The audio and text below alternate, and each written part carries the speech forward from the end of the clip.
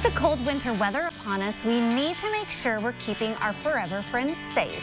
Here from the University of Illinois Veterinary Medicine South Clinic is Dr. Alyssa Baratta-Martin. We are so happy to have you. Welcome. Thank you. Thanks for having me. Okay, so now that the cold weather is here, it is officially feeling and looking like winter. Yes. We have some tips for pet owners out there to keep their pets safe from the exposure to the cold. Yes. So let's kind of go through those. What are some things that pet owners need to be mindful of? Absolutely. When those temperatures get cold, besides the air temperature being cold, the ground being cold, icy weather, slip surfaces, things like that, we want to be careful about how long we're letting our pets stay outside, and then also trying to avoid going onto certain areas that might be dangerous for them. So when it's slippery, they could slip and fall just like we can. They can also come into contact with ice melt on their paws, which can cause some irritation there.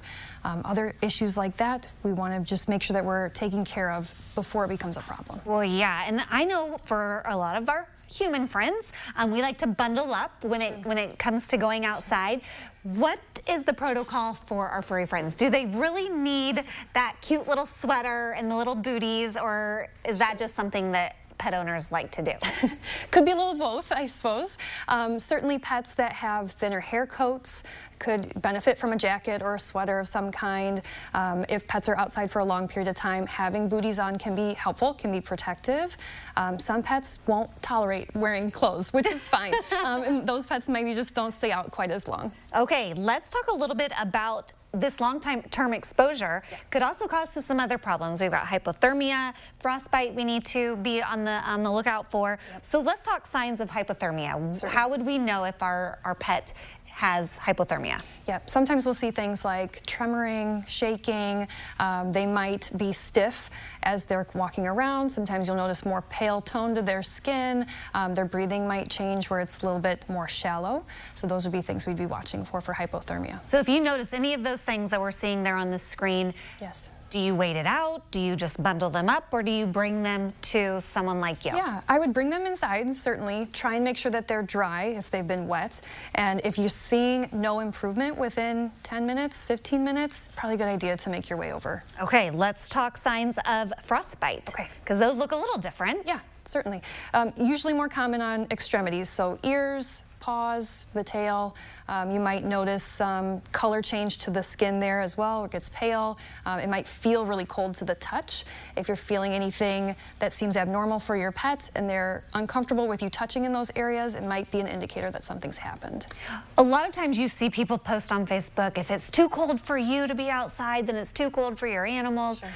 How long is too long for a pet? Because, I mean, some of them are built differently with, you know, how their breed. Yes. So how do we decide when too long is too long? Yeah, it's definitely pet dependent. So certain pets who have longer hair coats, who are Arctic breeds, or who've been exposed to cold temperatures for their lifetime may tolerate longer versus a dog who has a shorter hair coat or might be smaller breed, or they've lived in southern states and now have suddenly moved up north. They might not be accustomed and should probably be kept inside more than outside. Okay, let's talk about some of the other concerns, because earlier you did mention the ice melt. Yes. Ingesting that would probably be a bad deal. Yeah. Wipe their paws after a walk. That is something super simple to do. Yep, wiping with either just a damp washcloth or a baby wipe, something to get that salt off of there can be helpful. Besides them getting irritation between their paw pads from the salt, if they lick it off and they consume enough of it, it can cause stomach upset with vomiting or diarrhea. And in really severe cases, if they were to get into a bag of it or something, could cause really severe signs like seizures. Oh yeah, we don't have time for that. No. Okay, you also encourage pet owners to get their pet vaccinated. Yes, always. Keep up with that. And then canine respiratory illness. That's also a concern. It's becoming more of a concern.